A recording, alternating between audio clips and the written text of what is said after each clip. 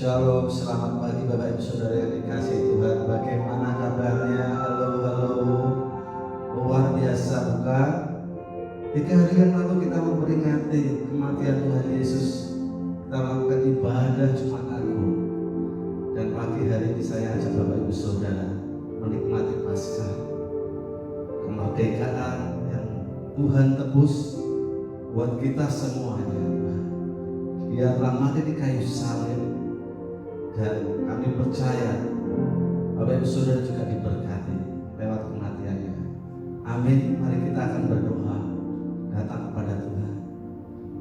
Bapa, Engkau yang baik, Yesus Kristus namanya, luar biasa Tuhan. Terima kasih pagi hari ini kami menghadap ke tahta-Mu. Engkau mati buat kami, Engkau rela mati buat kami, menebus dosa-dosa kami. Kami bersyukur Tuhan, lewat kematian-Mu kami diselamatkan, lewat kematian-Mu kami mengalami kemenangan. Kau tebus dosa kami, salib-Mu dimerdekakan, membuatkan merdeka Tuhan. Kami bersyukur Tuhan, hari ini Tuhan kami mau rayakan kasih setia-Mu, berkat-Mu yang luar biasa Tuhan. Terima kasih untuk pengorbanan, terima kasih untuk salib, terima kasih untuk darah-Mu Tuhan. Terima kasih Tuhan, kami ucap syukur Tuhan. Terima kasih pagi hari ini kami mau sambut ibadah ini Tuhan dengan merayakan kemenangan dan kasih anugerah-Mu. Terima kasih Bapa, di dalam nama Yesus kami ucap syukur dan berdoa. Semua yang percaya katakan amin. Haleluya. Karena Dia mati menebus dosa kita, sebab Dia hidup ada hari esok. Amin. Oh, haleluya. Oh, Yesus, kami bersyukur padamu.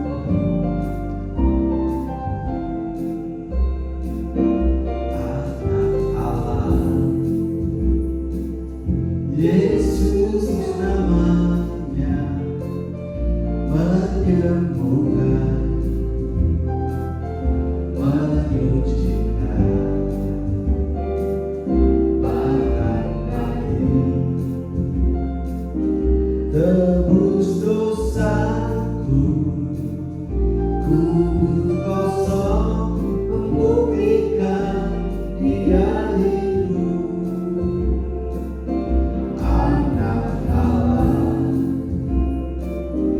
Yesus namanya, menyembuhkan, menyucikan. Yes, bahkan lagi. Terima kasih Tuhan.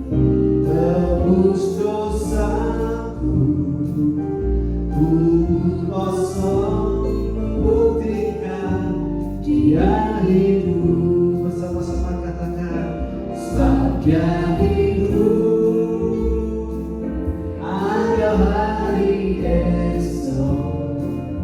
Sebab Dia hidup, ku tak gentar, karena ku tahu Dia pegang hari esok. Hidup jadi berarti sebab Dia hidup. Anak Allah, Yesus namanya, menyembuhkan, menyucikan. Amin. Bahkan mati. Terima kasih Tuhan. Tebus dosaku, kubur kosong, membuktikan Dia hidup. Sebab Dia hidup, sebab Dia hidup, ada hari esok. Sebab Dia hidup, ku tak gentar, karena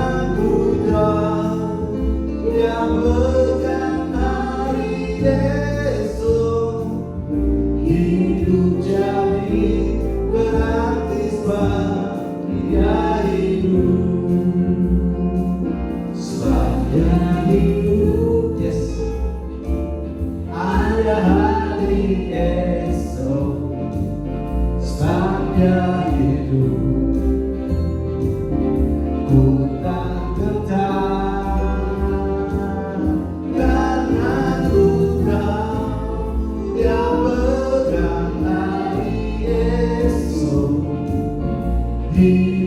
jadi berarti dia hidup.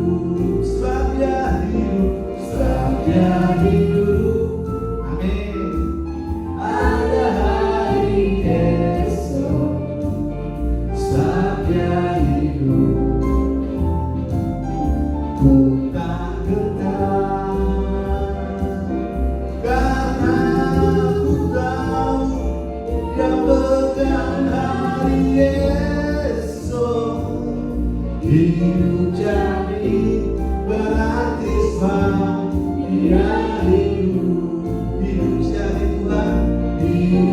Hidup jadi berarti dia hidup. Hidup jadi berarti dia hidup. Thank you Jesus. I love you. Thank you. Haleluya. Sebab dia hidup pada hari esok. Dia segala-galanya buat kami Tuhan. Kami ucap syukur Tuhan. Seperti air madu dari batu karang. Begitulah kasih-Mu Tuhan untuk kami. Yes.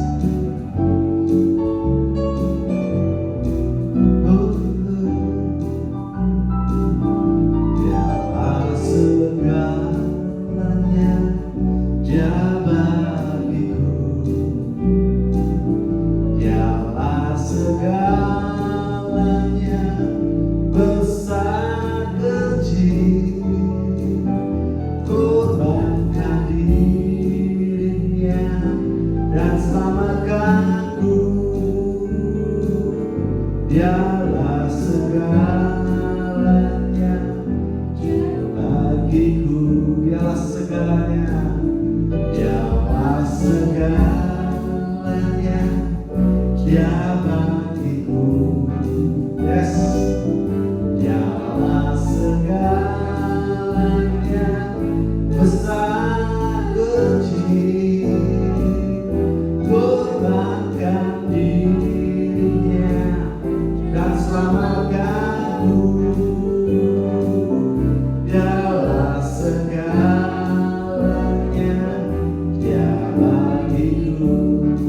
Angkat tangan kita seperti air madu. Yes, dari batu karang dicicip air madu yang manis.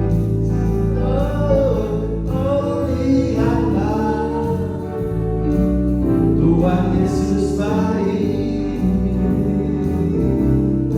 dicicip air madu yang manis. Dialah segalanya, dia bagiku.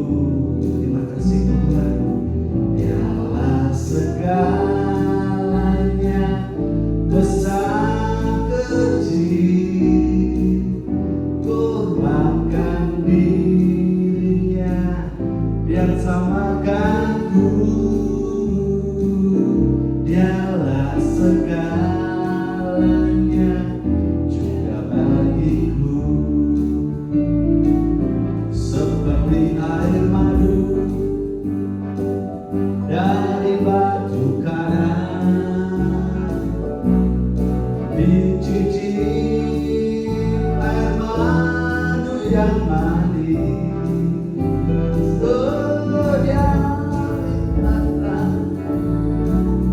Tuhan Yesus baik, dicicip air madu yang manis. Seperti air madu dari batu karang dicicip air madu yang manis. Oh lihatlah, Tuhan Yesus baik,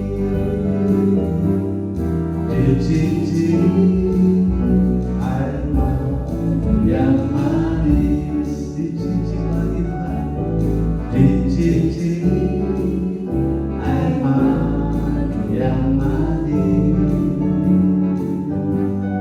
di cincin air mata yang mati. Kami bersyukur buat kasih Tuhan. Haleluya. Kami bersyukur buat kebaikan anugerah terbesar buat kami ketika Engkau mati di kayu salib menyelamatkan umat manusia, terlebih menyelamatkan kami semuanya Tuhan. Karena kami tahu Engkau sungguh baik, sangat baik, teramat indah. Kami bersyukur.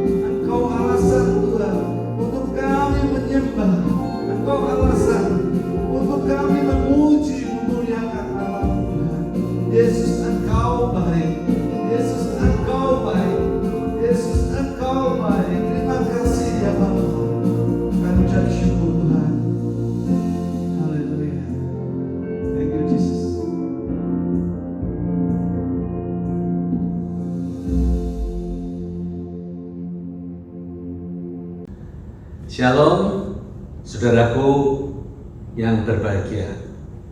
Salam damai sejahtera dalam nama Yesus. Dalam ibadah pada hari ini, semoga semua dalam keadaan sehat, selalu juga jaga imunitas tubuh semakin baik, dan juga yang penting bagi para lansia, warga senior, segera pergi ke dokter untuk mengambil vaksin supaya kita lebih tahan terhadap virus-virus yang sedang melanda ini. Nah, hari ini kita memperingati Paskah. Kita merenungkan kebangkitan Yesus Kristus yang sangat penting bagi kita, yang memberikan jaminan masa kekekalan, yaitu keselamatan bagi umat manusia. Oleh sebab itu saya sampaikan selamat Paskah kepada semua umat Kristen universal di mana saja Anda berada. Salam Paskah. Kebangkitan Yesus Kristus ini merupakan peristiwa sejarah yang penting, bagaikan embrio yang melahirkan jemaat Kristen mula-mula, yang kita bisa baca di dalam Kisah Para Rasul. Dan embrio ini terus berkembang hingga Injil tersebar sampai ke ujung bumi, seperti yang sekarang kita lihat. Puji Tuhan. Mari sebelum kita melanjutkan mendengarkan firman Tuhan, saya mau mengajak saudara sekalian, kita tundukkan kepala, kita berdoa, mohon penyertaan Tuhan.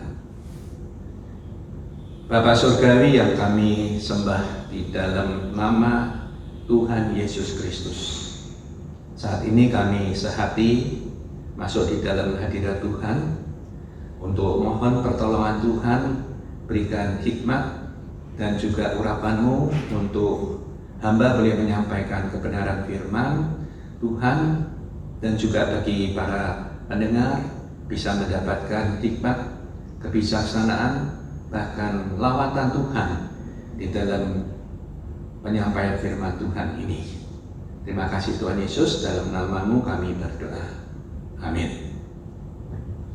Saudaraku, dalam tengah-tengah suasana kita merayakan Paskah ini, ya secara prihatin saya ingin sampaikan bahwa selama 1 minggu ini ada peristiwa, yaitu ada korban yang rela mati untuk melakukan suatu pemahaman yang mungkin menurut mereka adalah sesuatu hal yang baik, hal yang positif menurut mereka untuk bisa menuju kepada surga dengan singkat.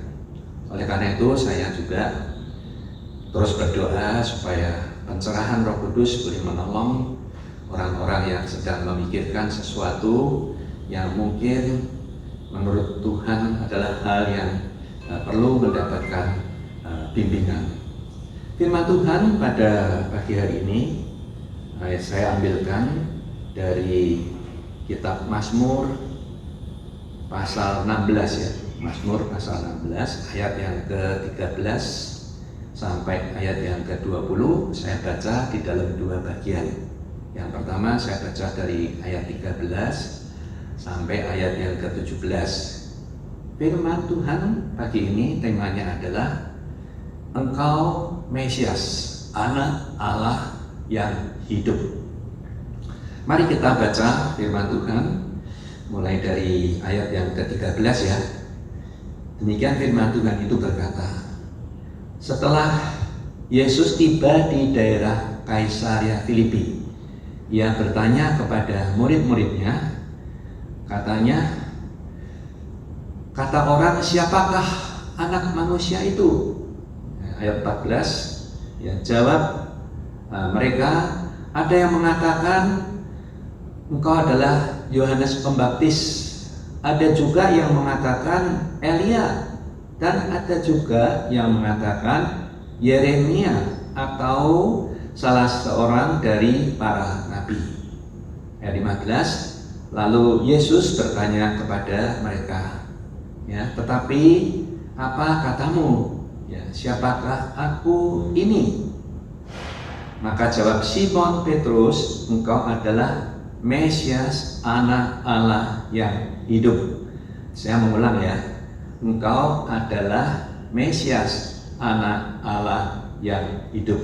Ya, bagian ini menjadi topik renungan kita pada pagi hari ini. Ayat 17, maka Yesus berkata kepada mereka, atau berkata kepada Simon khususnya, Yesus berkata demikian, berbahagialah engkau Simon bin Yunus, sebab bukan manusia yang menyatakan itu kepadamu, melainkan Bapakku yang di surga. Nah, dialog yang ini ya saudaraku, diskusi iman ya, yang terjadi di dalam satu perjalanan ya, perjalanan mereka, Yesus dan murid-muridnya dalam perjalanan pelayanan, mereka jalan kaki ya, tidak seperti sekarang ya naik kendaraan, tapi mereka berjalan kaki. Nah, dalam perjalanan kemana-mana biasanya Yesus menggunakan kesempatan itu untuk mengajar kepada murid-muridnya atau orang-orang yang ikut di dalam rombongan perjalanan itu. Nah, Yesus bertanya itu di dalam perjalanan itu, ada semacam satu tanya jawab, diskusi iman namanya ya. Nah, mari kita perhatikan apa yang sedang dibincangkan di dalam perjalanan itu. Nah, Yesus ini ingin mengetahui apa pendapat masyarakat umum pada zaman itu tentang siapakah dia. Dan bahkan dia ingin tahu lebih jauh lagi bahwa apakah murid-muridnya ya, yang sedang berjalan bersama dengan dia mengerti bahwa sebenarnya mereka sedang menjalankan satu misi yang mulia, satu misi yang agung yang kelak akan digenapi dalam peristiwa-peristiwa, yaitu kematian, junjungan agung Tuhan Yesus, kebangkitan, lalu juga kenaikan ke surga dan seterusnya. Nah, dalam perjalanan itu mereka menjawab, ya, ada muridnya yang menjawab, oh, menurut pendapat masyarakat umum engkau adalah ya Yohanes Pembaptis. Nah, kalimat ini sebenarnya mengandung ya perkataan bahwa engkau adalah inkarnasi daripada roh Yohanes Pembaptis. Sebab pada perikop ini Yohanes Pembaptis itu pada pasal yang sebelumnya itu Yohanes Pembaptis itu sudah ditangkap dan dipenggal kepalanya, sudah mati. Maka itu mereka beranggapan bahwa Yesus ini adalah inkarnasi daripada rohnya Yohanes Pembaptis. Lalu ada yang mengatakan bahwa Yesus adalah inkarnasi dari nabi yang lebih lama, yang lebih jauh sebelum Yohanes, yaitu Nabi Elia. Ya, Nabi Elia ini dipercaya sebagai nabi yang hebat, yang luar biasa. Ya, dalam catatannya dia dalam sehari itu melawan 400 lebih nabi-nabi Baal dan dia menang. Jadi mereka anggap ini rohnya Nabi Elia ini yang sedang inkarnasi di dalam hidup Yesus. Bahkan ada yang mengatakan, oh rohnya Yeremia. Bahkan ada yang mengatakan, oh mungkin salah satu dari rohnya para nabi-nabi sebelum Yesus itu ya. Jadi ini banyak pendapat yang sedang bergulir di tengah-tengah masyarakat Yahudi pada saat itu. Nah, saudaraku, kemudian Petrus, ya, kita kenal Petrus adalah salah seorang murid dekatnya Yesus ya. Dan Petrus adalah salah satu nabi atau rasul ya, rasulnya Yesus yang sangat spontanitasnya itu sangat tinggi. Maka Petrus menjawab, oh engkau adalah Mesias, anak Allah yang hidup. Nah saudara, pernyataan Petrus ini sekaligus mengkoreksi semua pandangan pendapat masyarakat yang mengatakan Yesus itu ini dan itu dan apa yang lainnya. Dan itu sudah dikoreksi oleh pernyataan Petrus. Nah lalu Yesus mengatakan bahwa perkataan ini bukan dari manusia. Manusia pasti tidak mengerti sejauh ini. Dan Yesus mengatakan, melainkan Bapakku yang memberitahukan engkau memakai mulut bibirmu untuk menyampaikan satu berita yang luar biasa, yaitu yang diucapkan, engkau adalah Mesias, anak Allah yang hidup. Kemudian kebangkitannya, kita tahu kebangkitannya setelah mati dan bangkit merupakan inti Injil keselamatan. Karena Injil tanpa keselamatan menjadi sia-sia.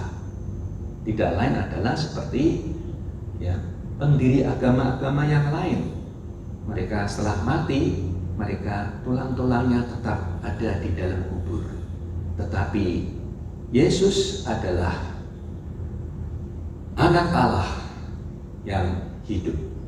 Nah, mari kita akan mempelajari satu kalimat sepotong yang singkat ini, tetapi ini sangat penting ya untuk kita semua, untuk saudara, mendengar dan semuanya.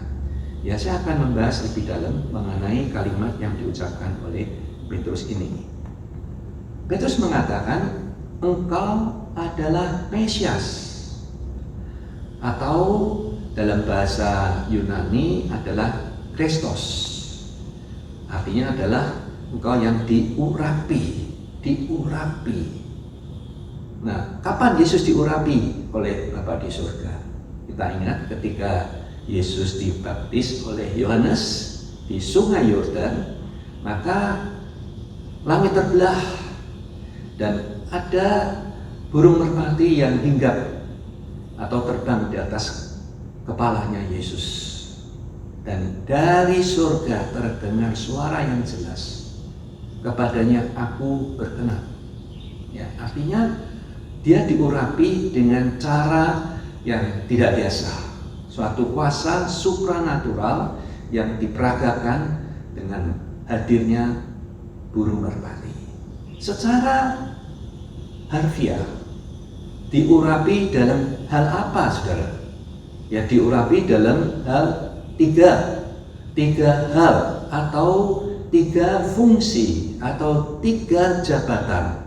Yang pertama adalah Yesus diurapi sebagai imam, pribadi khusus yang akan membuka jalan masuk ke tempat Maha Kudus yang ternyata diperagakan atau direplikakan dalam kemah perjanjian Allah, yaitu Bait Allah yang terbuat dari tenda pada perjanjian lama. Kemudian pada saat Yesus disalibkan, ya, maka tabir Bait Allah itu terbelah menjadi 2. Jadi Kristus itu ya diurapi menjadi imam yang akan membuka jalan.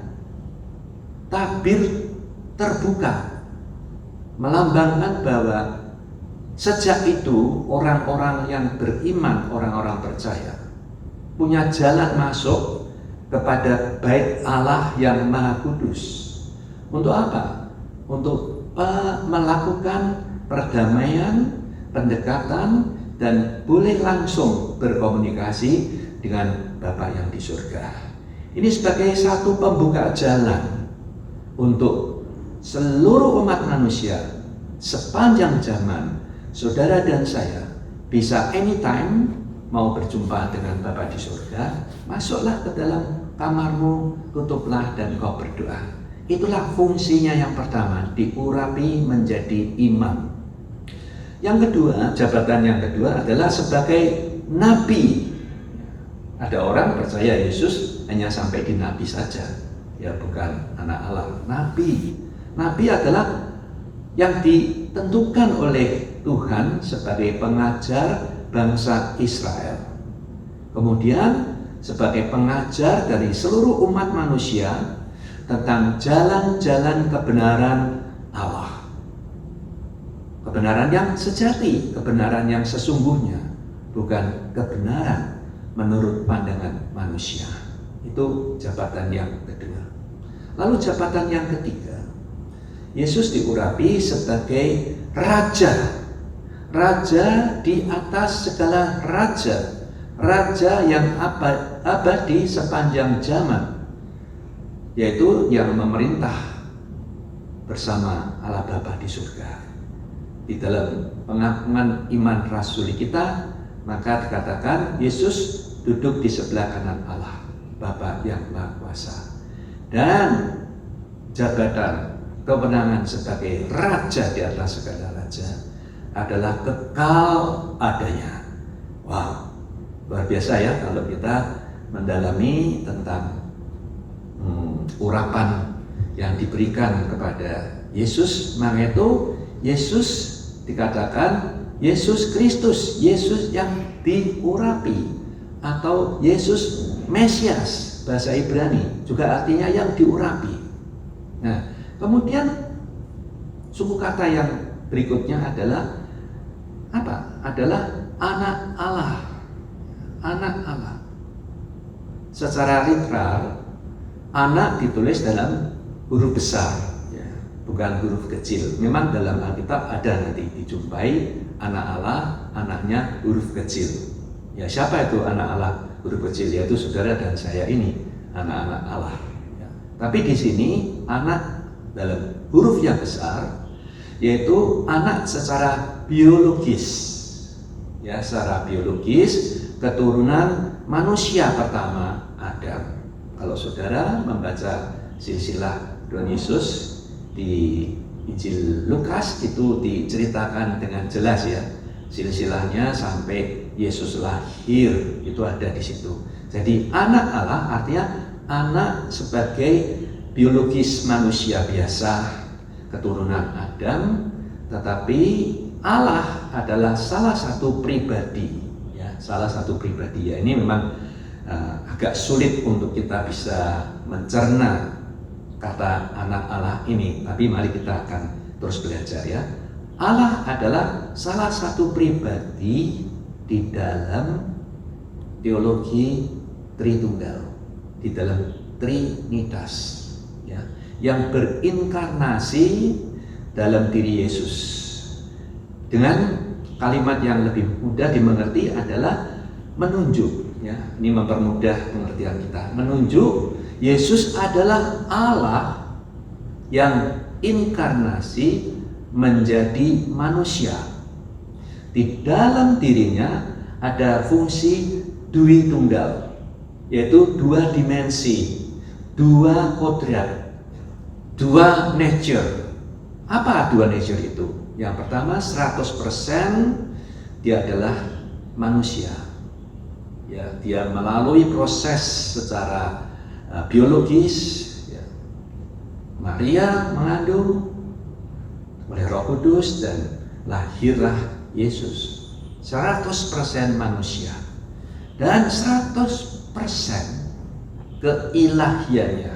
Jadi dia benar-benar adalah Allah 100% yang menjadi satu dalam pribadi Yesus. Ya, ini tidak ada dalam catatan manapun ada manusia yang difungsi semacam ini.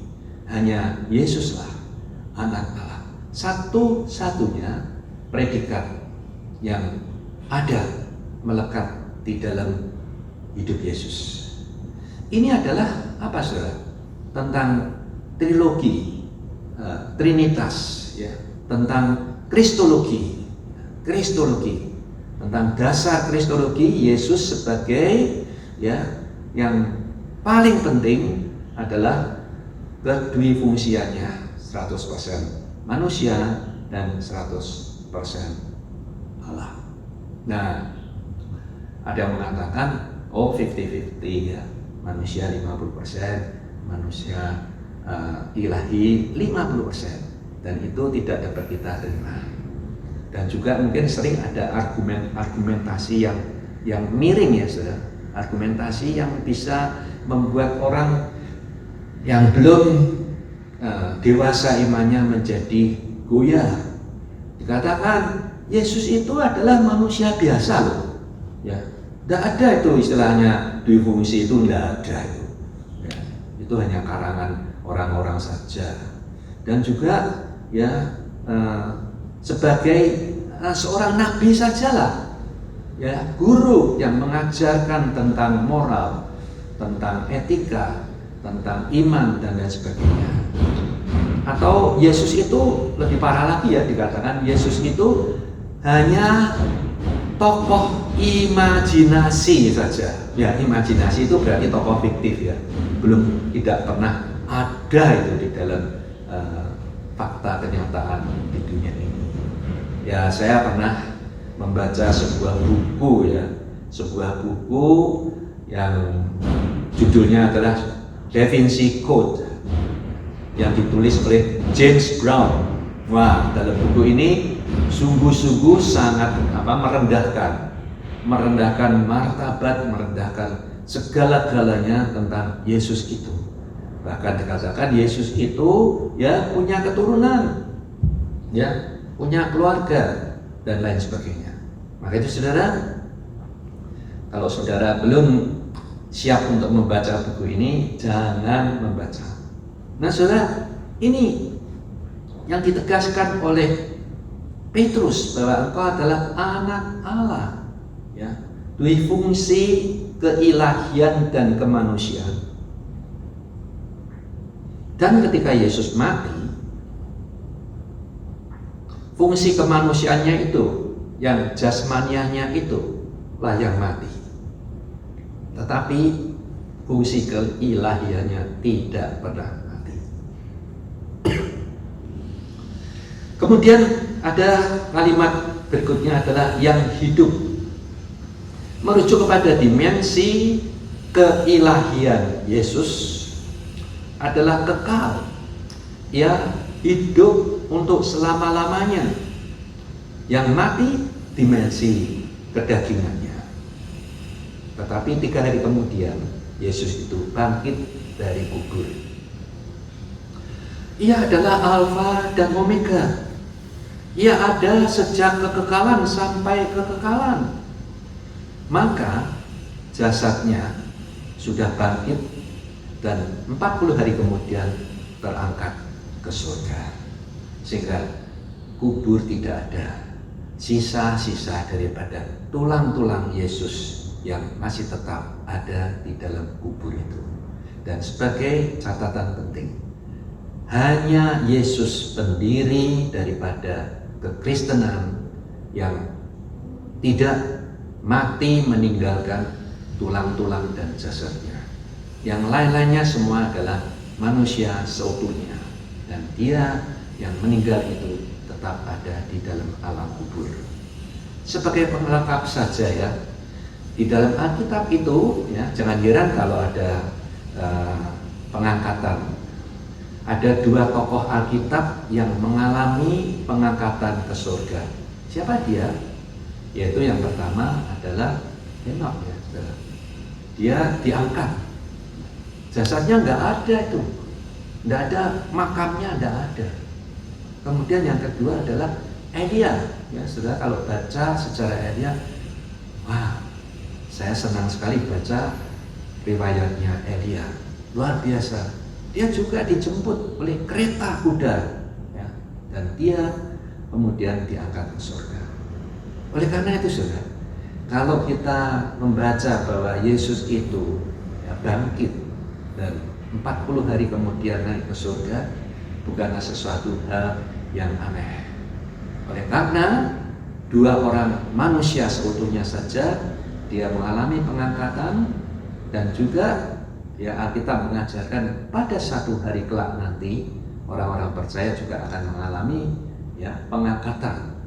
Maka itu kalau kita mendengar berita tentang Yesus yang bangkit kemudian dia naik ke surga, itu bukan sesuatu yang bohong, tetapi adalah sesuatu yang masuk akal karena sebelumnya sudah ada 2 bukti yang terjadi. Oleh karena itu saudaraku, sebagai kita orang-orang percaya, kelanjutan daripada kebangkitan Yesus itu tidak hanya sampai di situ saja. Ya. Alkitab menulis bagian Matius 16 yang kedua, bagian yang kedua, yaitu dari ayat yang ke-18 sampai ayat yang ke-20 ya saudara. Setelah Yesus bangkit, ya, ini kelanjutannya saudara. Yang penting ini bagi dunia, bagi saudara dan saya ini, ya, mengingat benar-benar mengenai ayat yang ke-18 sampai ayat yang ke-20. Firman-Nya ya berkata demikian. Ya kita baca ya. Dan aku pun berkata kepadamu, ya Yesus berkata kepadamu, hei, ya, saya tambah kata-kata hei supaya ada tanda serunya. Hei, engkau adalah Petrus, dan di atas batu karang ini aku akan mendirikan jemaatku, dan alam maut tidak akan menguasainya. Ya, batu karang itu bukan Petrusnya pribadi ya, tetapi statementnya Petrus itu ya, batu karang. Kepadamu, ayat yang ke-19, kepadamu akan kuberikan kunci kerajaan surga. Apa yang kau ikat di dunia ini akan terikat di surga, dan apa yang kau lepaskan di dunia ini akan terlepas di surga. Lalu Yesus melarang murid-muridnya supaya jangan memberitahukan kepada siapapun bahwa ia Mesias. Bagian bacaan kita yang kedua tadi, yang ayat yang ke-18 sampai ayat yang ke-20, menjadi satu pegangan bagi Petrus dan kawan-kawannya, bahwa mereka akan dipakai oleh Tuhan menjadi dasar berdirinya gereja. Kemudian ditambah dengan peristiwa kebangkitan Tuhan Yesus sampai kepada hari Pentakosta, membuat mereka ingat akan janji yang Yesus pernah katakan itu, dan mereka dari awalnya seorang yang penakut oleh karena Yesus sudah mati dan mereka kehilangan pegangan, Tetapi setelah melihat kebangkitannya, mereka menjadi berani, menjadi bersemangat. Kuasa supranatural itu telah menjiwai murid-murid Tuhan Yesus, sehingga mereka menjadi pengabar-pengabar Injil yang militan, yang berani bersedia mati sebagai martir untuk apa? Untuk kebenaran. Ya. Martir untuk berita keselamatan bagi orang lain. Mereka berani lakukan. Oleh karena itu kami berdoa supaya semangat ya, Paskah ini boleh menghidupi juga saudara dan saya. Mari kita menjadi berkat bagi bangsa dan negara ini, dimanapun kami berada, Anda berada, Anda bekerja, bermasyarakat dengan baik, melayani lingkungan Anda dengan baik, dan menjadi berkat bagi negara kita yang tercinta Indonesia ini. Semangat bersatu, semangat bertoleransi, melayani dengan sepenuh hati. Haleluya, amin. Mari kita berdoa persiapan untuk masuk Kerajaan Kudus. Saya undang saudara sekalian yang di rumah, siapkan roti dan anggur. Sebentar kita akan berdoa. Mari kita berdoa. Bapak, terima kasih untuk pemberitaan firman pada pagi hari ini. Dan kita sekarang mau masuk ke dalam Kerajaan Kudus, yaitu satu perjanjian, ikatan, kebersamaan secara horizontal dan vertikal. Vertikal kita ada di dalam Engkau, dan Engkau ada menghidupi kami. Secara horizontal kami punya satu persaudaraan yang erat secara universal, yang punya iman yang sama, yaitu iman Yesus Kristus. Mari kita angkat roti kita tinggi-tinggi. Tuhan, terima kasih, kami sebentar lagi boleh masuk dalam Kerajaan Kudus. Roti yang ada di tangan kami sebagai lambang tubuh Kristus yang dipecah-pecahkan, sebagai satu ikatan persaudaraan kita dan ikatan kita dengan Yesus sebagai Allah yang kami sembah. Terima kasih, kiranya berkat Tuhan turun atas kita semua melalui perjamuan kudus ini. Mari kita makan bersama. Haleluya, amin.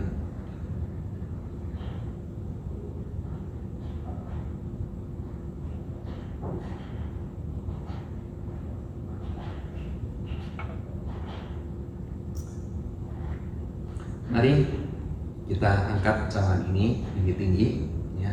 Mari kita berdoa.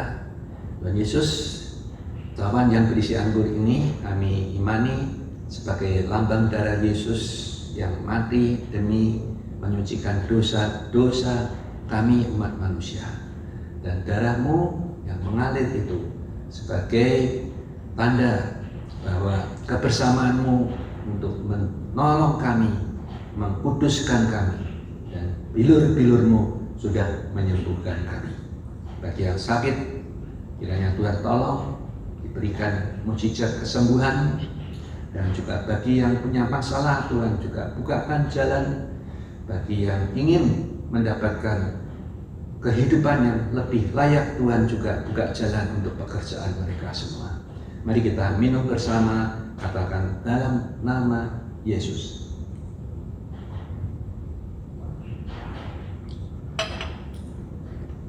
Mari kita akan akhiri ibadah kita. Mari kita berdoa dan terima berkat dari Tuhan.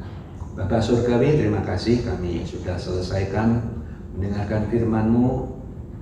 Semangat Paskah biar terus menggelora dalam hidup kami, dan kami mohon penyertaan-Mu, kasih-Mu, rahmat-Mu, dan juga berkat-Mu beri turun atas umat Tuhan mulai sekarang sampai selama-lamanya di dalam persekutuan kami, di dalam nama Allah Bapa, Putra, dan Roh Kudus.